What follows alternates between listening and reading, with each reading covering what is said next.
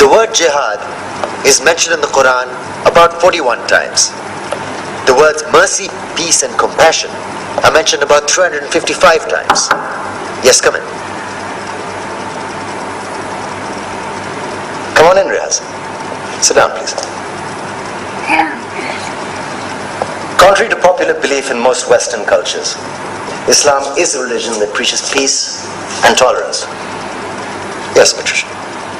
If Islam truly is a religion that preaches peace, then how come the world's most troubled spots, the West Bank, Afghanistan, Pakistan, Iraq, they're all plagued with Islamic terrorism? Well, that depends on your definition of terrorism. Some might argue that the US invasions of countries like Iraq and Afghanistan are also acts of terrorism. No, those were acts of war to get rid of despotic regimes. Or means of getting at a country's oil. Conspiracy theories. Well, may I? Yes, please. Go ahead, Rez. Mr. Khan is right. I mean, if we're talking about terrorists, the world's biggest terrorists are the white superpowers. Come on now. No, really, stop and think about it. Explain 9/11. Okay. Do you know how many people died in the Twin Towers strike? Around 3,000. And do you have any idea how many people died in the bombing of Afghanistan? Take a wild guess.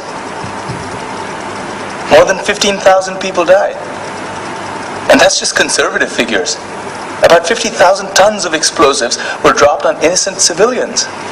Men, women, children. Yeah, but that was because of the Taliban. Now that you brought it up, did you know that the Taliban was a creation of the CIA? To fight the Russians. Whatever. They were still harboring terrorists. Yeah, right. Terrorists that were never found. Just like the weapons of mass destruction that were never found in Iraq. Do you want to get into the death toll in Iraq?